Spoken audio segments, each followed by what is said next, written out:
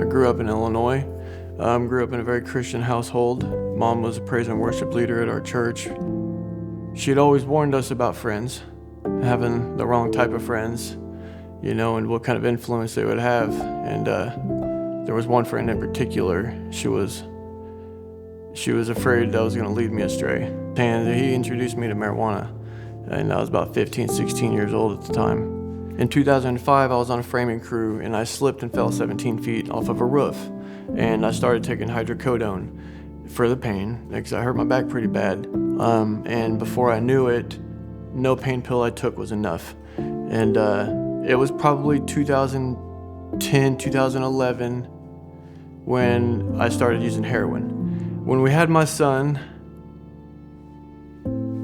I was a heavy user. I was using heroin daily, multiple times a day. I spent most of my time running around trying to get my next fixed. I wasn't even at home, more or less being emotionally supportive. I think it was in 2016 I got pulled over by the cops. I had possession of meth, I had possession of heroin, and an unregistered firearm, and I was already a felon. So I knew I was going to prison, but I got sent home that night. I didn't even spend a night in county jail. My health was declining very bad, very rapidly. I had stage 4 liver cirrhosis. I had a very high load of Hep C, and I was looking at 8 to 10 years in prison.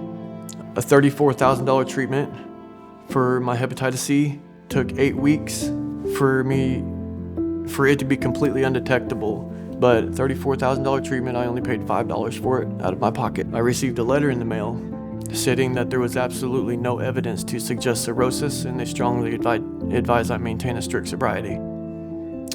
So in a very short time, he healed my liver. So by my sentencing date, judge looked at me and almost didn't recognize me because, well, I was healing, so my appearance was totally different. He said, "It looks like you've already put in some work. I don't think prison would do you any good.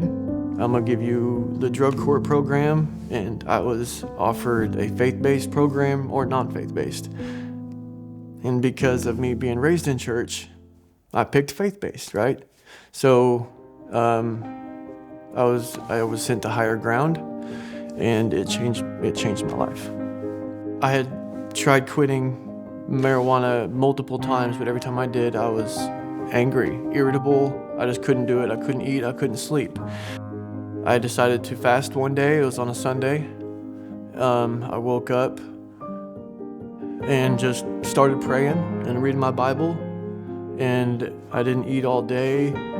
And the very next day, the desire, the feeling of I need to smoke was completely gone. So it was about a week or two after I quit smoking. My son had come up to me, Mason had come up to me and asked me about baptism. And it was that very next Sunday, Pastor Josh had mentioned Baptism Sunday. So that was a door I knew we needed to walk through, and it was wide open just for us. But he came and asked me about baptism and said he wanted to be baptized.